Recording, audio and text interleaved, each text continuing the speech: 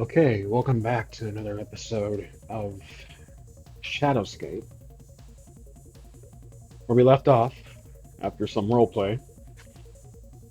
Our team, our party just left an armory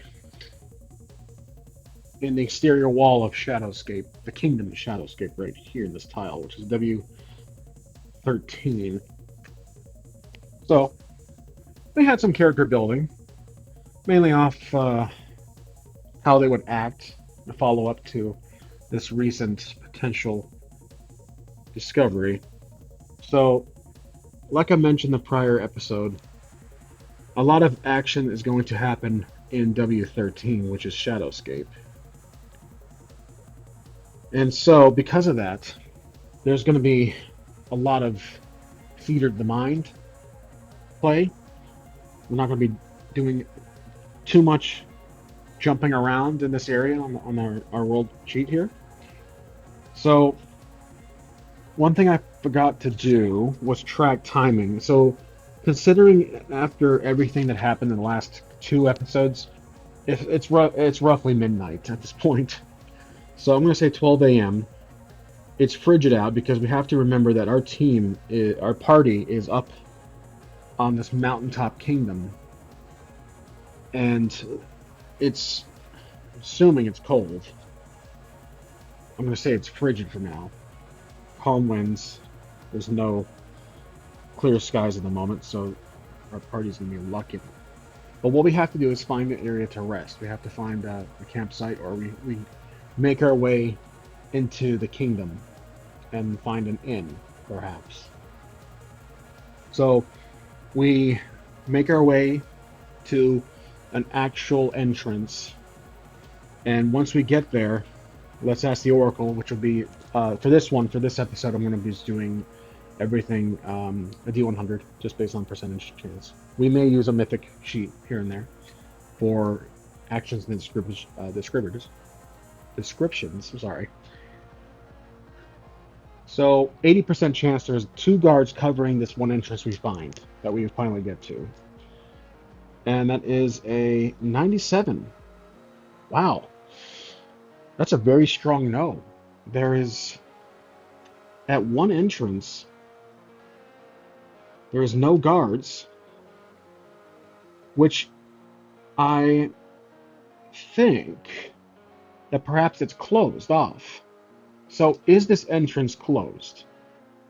Perhaps due to repairs? Maybe there was a accident that happened. If it's a portcullis, maybe it's up. So there's possibly maybe there's a moat around, or there's a river canal of sorts. Is the entrance closed by whatever means?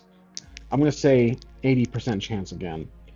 84. It's not closed. Maybe I'm rolling the dice too much on this. I'm gonna stop that. I'm gonna bring that back and say that the portcullis is up. The drawbridge is down, but the portcullis is closed. So there is a drawbridge, and our team is, I keep saying team, our party, the portcullis is closed, and there's no guards. The drawbridge is down. So they approach the portcullis, which I believe it's a large. Let me do some quick research here. Yep, I was right. I remember hearing that from an old fantasy movie from years ago, and portcullis just is just a that large gate that goes up and down.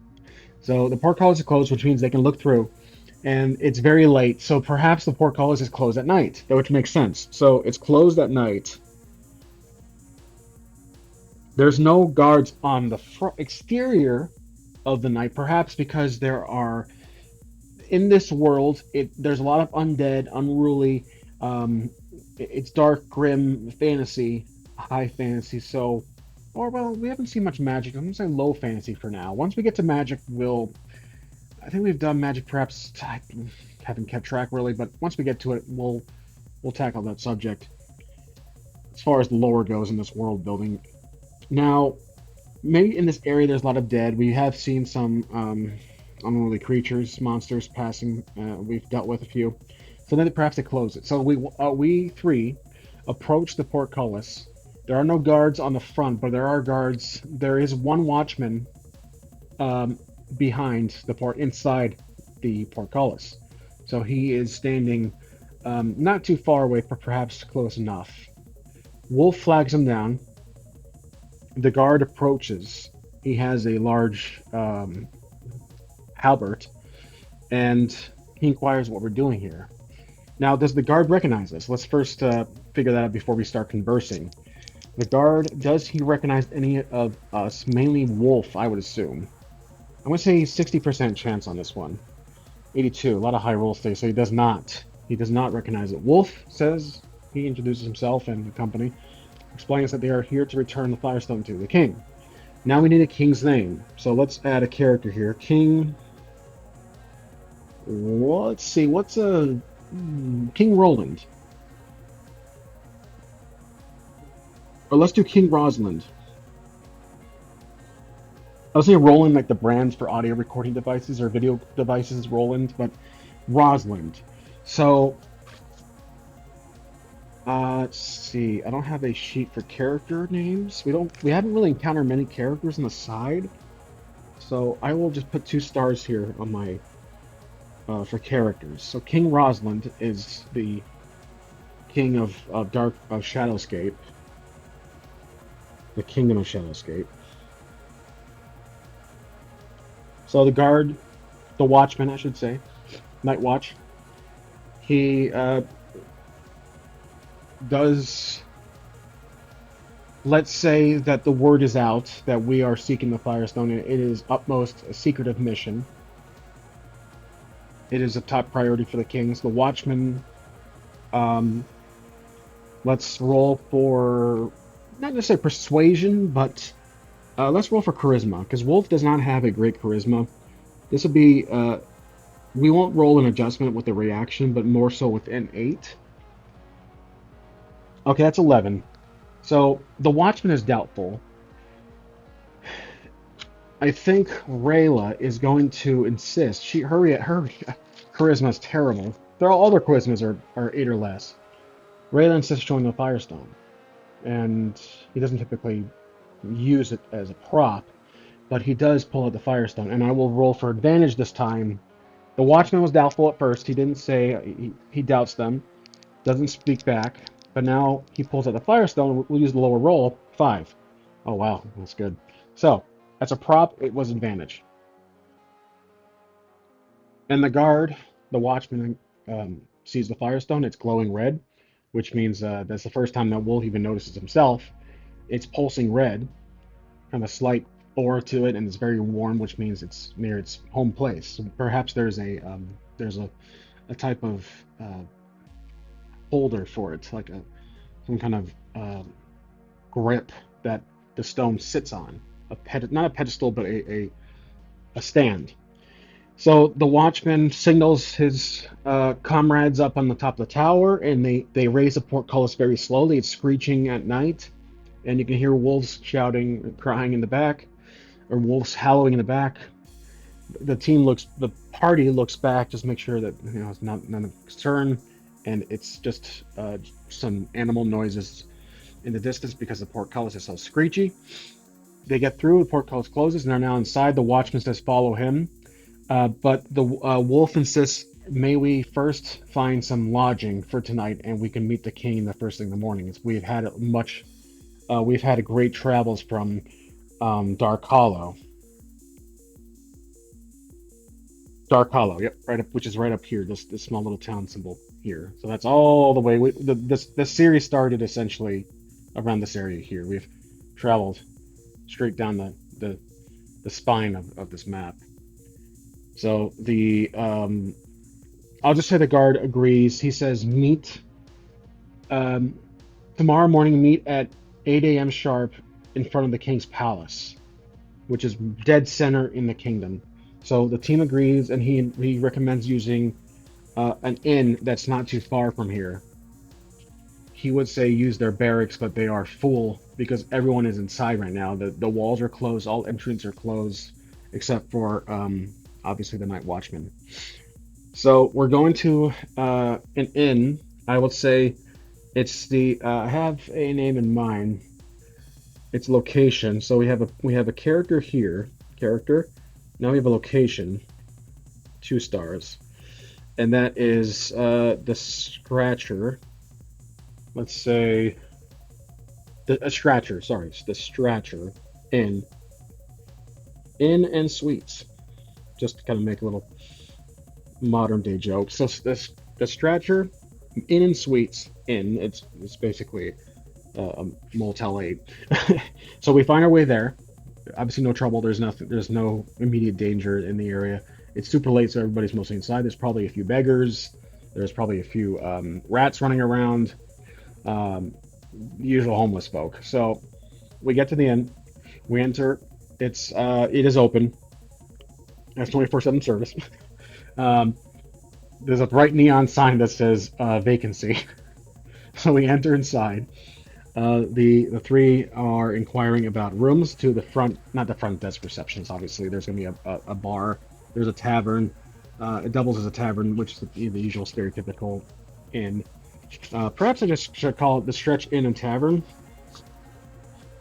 I could call it Drink a Lots, just for the hell of it, but Stretcher is I don't know why I like that name. So, they're each going to get their own room for tonight. Obviously, Rayless has no men with her, and they speak to the barkeep. He says well, let's ask Oracle. It's late. Is there a vacancy in? I'm going to say 90% chance. Yep, 13. There's definitely plenty of rooms there, and he was actually hopeful for business, and he says you guys came at a great time. So the team will pay 5 gold for the night per character, as they all want their own rooms in privacy. And they all agreed to meet in the morning down here in the main tavern exactly 7:30 sharp to give them time for, or 7 a.m. sharp to grab breakfast and other necessary arrangements. So right now, they still have just enough gold, and I will give a slight XP, not a lot, to each character, mainly Wolf and just I'm gonna say 5 for the getting through the guard, getting inside.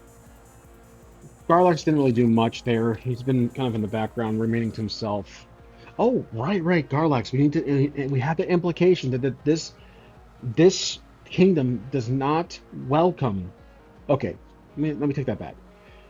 They don't seem to be fans of dwarfs for some reason. So, does the barkeep let Garlax rent his own room? I'm going to say 25% chance. He does not, as expected from that roll. So Garlax is fuming. He's upset. He bashes his hand on the table. There's like 1 or 2 very quiet individuals in the corner who are talking to each other, and they look over. Wolf insists that can Garlax stay in one of our rooms, even though he just handed the gold over. Actually, no, he didn't hand the gold over. I forgot about that detail narratively, that there is a issue here with doors in this kingdom for some reason. So Wolf explains that they are here. Doesn't want to give away the concept that they're here on with the Firestone for the kingdom, but they're here for official governing reasons, and Garlex should be made an exception. Wolf offers to pay 10 gold for just Garlex's room for tonight. So this will be a charisma roll, and I'll do 2D because he has the advantage. He has a little slight boost in competence, so I don't know how Garlex has high charisma compared to my other 2 characters. So I'm rolling 2d20 and the 6, right? The 9. Oh, shoot, that's not enough. Oh my gosh, that's not enough. The barkeep hesitates, very much so, and he shakes his head and says, "No, sorry, dwarves are not welcome here. Please go elsewhere. Your friend can go somewhere else, but you two are still welcome." He's talking about Wolf and Rayla specifically. Rayla offers, or not Rayla, let me say, what we got here? Items, perhaps the trade. What is, what does Garlax have? Nothing really much of value. We haven't really looted too much besides gold pieces and some occasional items from the Dungeon Degenerates cards. I still have off to my side here if we need to use it for any ideas. That's more for exploration, for hex crawling, or I guess in this case, square crawling. So Wolf says, fine, 15 gold for my friend here. And this is not coming out of Garlic's pocket. Garlic's, I think, potentially Wolf is trying, obviously, to help him, but also is trying to gain respect from Garlix to an extent, which Garlix already kind of respects Wolf, but it's just more, more brownie points. So, uh, meet in, let's see, tavern at 7 a.m. and then meet at Palace at 8 a.m. It's just little notes for myself here. Okay, I'm gonna say the 20 gold or 15 gold. The um the barkeep, he he thinks for a moment and he says, "That's not enough. 20 gold, and you got yourself a room just for tonight." Wolf looks to Rayla, knowing that Rayla has a slightly more gold. Wolf doesn't want to lose all. He has 35 gold. He doesn't want to get below the 20 mark. He looks to Rayla for like 10. He's just to split it. Garlax is still fuming, but waiting for his friends to make the decision here. So they both chip in 20 gold. So removing 10 pieces from both Rayla and Wolf. Okay, so Rayla's at 60, Wolf is at 25. They give it to the barkeep. He smiles at the nice shiny gold pieces and says, "These are very, very clean." And then notices that one of them has blood on it. He says, "But this blood one, interesting. You three have seen some action." So he puts the gold in his pocket and gives 3 room keys to each individual. So the three go upstairs. Remember, it's like 12:30 at night right now, and we're still in. I'm gonna keep writing down which tile we're in. So fit 1W13. So it's 12:30. We're in our rooms. In rooms, all 3 separately, and we undress, we lay down, we fall asleep, and I mean, I'm not really assuming anything will happen, but we can ask the Oracle. 10% chance anything actually happens. 5. Holy shit. Okay. Obviously something happens. That's a strong yes. Something wants to happen here. And I just really don't know what could happen here. So let's pull out our trusty mythic cheat sheet here. Okay, I haven't really been using chaos factors. I haven't been rolling on the fate chart for this episode. It's always, every episode's always a little different for the what oracle I'm using. But just for the women, let's just for the heck of it, let's see what happens here. What's the reason for this 31? We have depart. Okay. Um, 99. Work. What? Who departs for work right now? Um, okay then. Alrighty then. So I'll put that sheet there. I really do like that actually. So right now, we rolled that something would happen, but it's depart and work, which is so strange but really intriguing.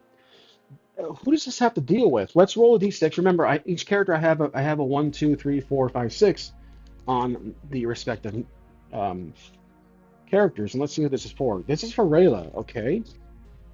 Is she gonna be doing something bad? Perhaps is she going out for a walk tonight, or she's has something on her mind? Perhaps.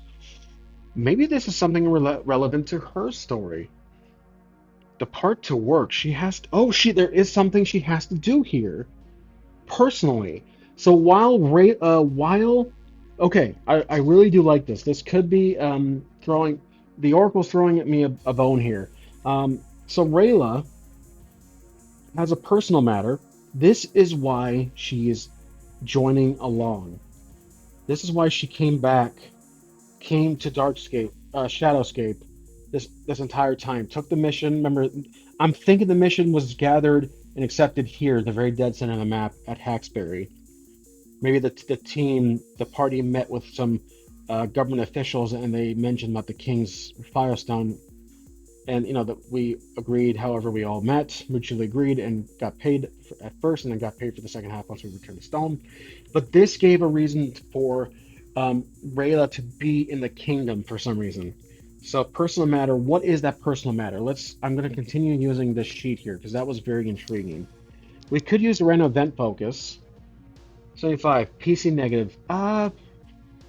It could be a debt to pay, possibly. Let's roll the actions tables again. 49. It's work related, so she has to take care of it. Heal. That's interference. 81. Heal representative. Heal representative. Oh, right. She has an elixir of life. I think that was a degenerate card. I think. Right. Her family. Remember. Oh shoot, I didn't have any of their backstories. Okay, so she is daughter of two. I don't want to say they were um, two because she's an elf, and in my world here, elves are scattered. They're all throughout the entire world. They're in different class systems. They're upper class, wealthy nobles. Then you have lower class who live in the scum in the scum. What do you call it? The lower class areas within Darkscape. But I'm trying to think what her story would be in this moment, in this very exact moment. So, daughter of two, I originally said slave parents, but I'm walking that back because they are in Darkscape. Maybe her parents do live here. So, daughter of two, I'm going to say nobles. I'm going to completely 180 it, and they're not slaves. Like, they don't work, they're not slaves for some rich mogul. They are actually nobles, very wealthy parents. But, hmm, are they nobles? Daughter of two. I'll pause the video for just a second. Okay, so I kind of went away from the enslavement concept for these elves. Um, and I think her parents used to be nobles. Her family used to be wealthy, but something happened. And now their noble house has fallen. So, fallen noble house. So now they live as secluded merchants. They disguise themselves. They don't exactly show that they're elves. And they are just simple street merchants. They probably live in the slums, um, during the night, during the evening hours when they're not selling. And um, so, what she's trying to do is that her mother is dying. So she knew about this for perhaps maybe um, some time now, a few months. This is the whole idea. She went out to adventure to look for an item that can help save her mother's life. Her dad's fine, but she's looking for her mother, or she's looking to heal her mother with this elixir of life that she has pocketed. I think the elixir of life was, if I'm not mistaken, I think she got that from the hags. Let's retrace our steps here a bit. Um, let's see. We have Hexberry. This is why I take notes. The hag hut was right here on tile V15. Yep, I even wrote down a small landmark as such as that. V15. Here we go. Hags. Rayla heard strange voices, and then, ooh, I didn't really keep track of that, did I? Bridge destroyed. Dead commoner bodies, dresser. Oh shoot, I didn't really know what she found. I need to keep. I will have to remember that for next time. But I'm going to say if this is a retcon or not. She found the elixir of life inside that dresser when she successfully picked that lock with the key. So she has that item. Wolf in Garlock's office let her have it, and so she's gonna sneak out. She doesn't really have to necessarily sneak out. She just leaves. So it's roughly um, 3 a.m. perhaps. So it's 3 a.m. and now she is in the streets, about to embark on this very possibly brief side mission. So Rayla on side mission to heal the mother, to heal her mother with the elixir, with elixir of life. This is great. This is really, really good. I love how this story building is going. So we finally get some character development for her. So daughter of two, fall in noble house, live as secluded merchants, and there we go. And her parents lived as secluded merchants, and now she was working with them. But once her mother started getting really sick, whatever disease or she has, we will get to that in a moment, probably next episode or two. But yeah, that's great detail, great reveal there. I really liked how that worked out. So yeah, she's now standing outside the tavern. They didn't really question her leaving. None of really their business. She's not gonna be really a problem yet. So, but yeah, I think that's it for this episode, guys. Again, another short one, but this was very, very good. I loved how it went, and I hope you guys enjoyed it too. So, no encounters. Obviously, this has been more of a story-driven recent two episodes. We're getting kind of deep into roleplay, um, or more so into backstory. I'm not really doing the voices or the full hand gestures with the characters, but yeah. So it's turning out pretty good. I hope you guys enjoyed, and I'll see you in the next one. Thanks for watching.